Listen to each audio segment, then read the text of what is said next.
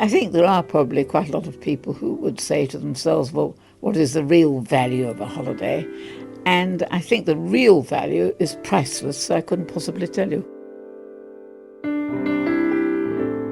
My name's Joan Laurance, and I'm now 88. I'm the co-founder of the Family Holiday Association.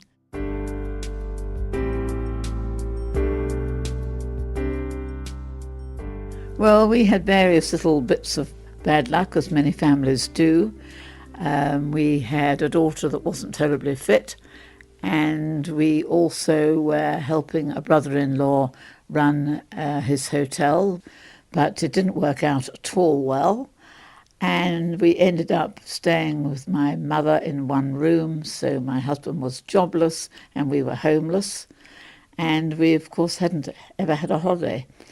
And a great friend of my husband's, who lived down in Westcliff-on-Sea at the time, he said, would you like to come and borrow our flat whilst we go on holiday, and all you need to do is feed the cat. So for 3 years we did that, by which time my husband was working. And I said to him, do you think it would be a good idea if perhaps one day we started something for other families who are probably a lot worse off than we are? Several years later, when my husband had become a Barnet councillor and councillors had started to get an allowance, we said, let's choose this moment to start it. So we wrote to all the councillors and said, out of your £25 allowance, could you please send us some of it to start this charity? And most of them did.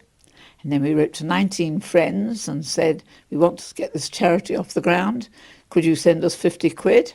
And some of them did and some of them didn't. Enough to say that we had £1,200 in the kitty.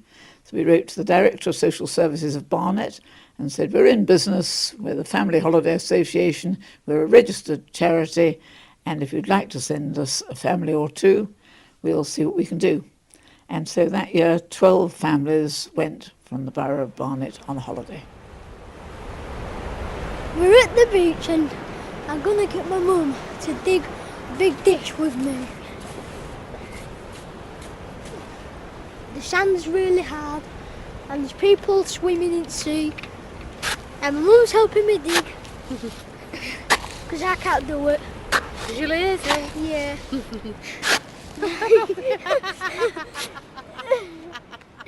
I think some people get an idea in their heads that everybody could actually afford a holiday if they worked hard enough and if they put themselves forward actually and got a job. But believe me, it's not like that. There are lots of people who would dearly like to be working, and these are the kind of families that we help. I thought that would interest you perhaps. It's one of the sayings that I'm not quite sure who actually produced it, but some families have never been away from home together, have never had a day out together, have never seen the sea together, have never built a sandcastle together, have never had a picnic together. But together we can change that for some families.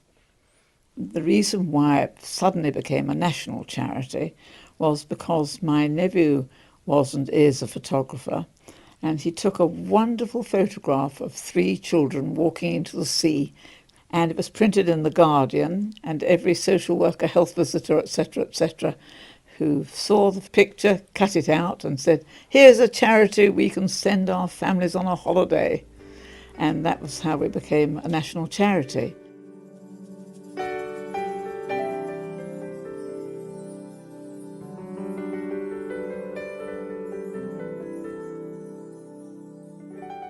I think the impact probably of a holiday gives people enough lift to get them through the next year and improve their lives in many, many directions.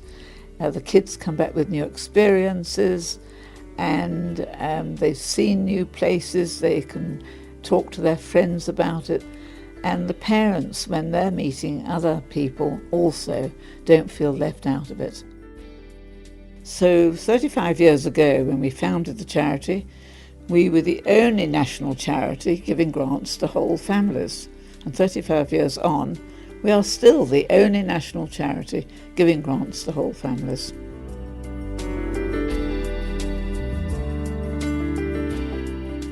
I suppose more than anything else I would like our legacy to be a load of happy memories. What more could you wish for?